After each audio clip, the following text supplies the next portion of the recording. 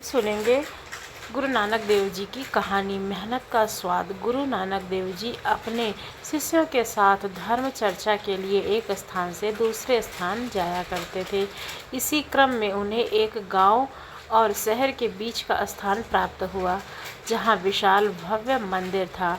गांव और शहर के लोग यहां बड़े बड़े अनुष्ठान किया करते थे। गुरु नानक देव जी वहां रुके। उनके रुकने की खबर चारों ओर फैल गई थी।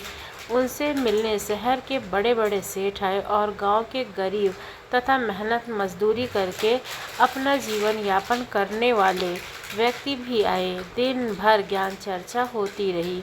रात्रि के भोजन का निमंत्रण शहर के साहूकार तथा गांव के राम सेवक की ओर से आया, जो मध्यम वर्गीय था।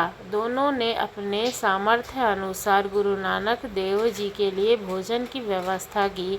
राम सेवक अपनी पत्नी के साथ कुछ पकवान लेकर आया था, वहीं साहूकार अनगिनत पकवान नानक जी को भेंट किया। नानक जी दोनों के स्वागत सत्कार से प्रसन्न हुए। उन्होंने धीरे धीरे करके राम सेवक से लाए हुए पकवानों से अपना भोजन पूरा किया। साहूकार देखता रह गया, जिससे ईर्ष्या हो रही थी कि नानक देव जी उनके द्वारा लाए हुए व्यंजन को नहीं छू रहे हैं। जब नानक देव जी भोजन कर उठे, तब एक ने शिकायत प्रश्न किया, गुरुदेव, मेरे द्वारा लाए हुए व्यंजन तो आपने स्पर्श तक नहीं किए, वहीं इस गरीब निर्धन व्यक्ति के लाए हुए व्यंजन को आपने आनंद पूर्वक खाया, ऐसा क्यों?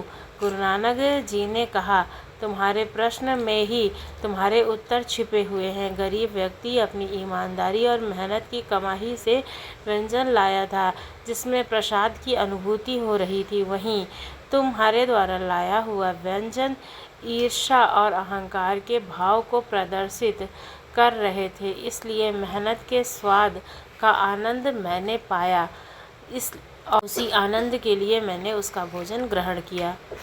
तो दोस्तों, भोजन में कितने ज़्यादा व्यंजन है उसका कोई मोल नहीं होता, जबकि दिल से खिलाया हुआ थोड़ा सा भी भोजन या प्रसाद को संतुष्ट कर देता है।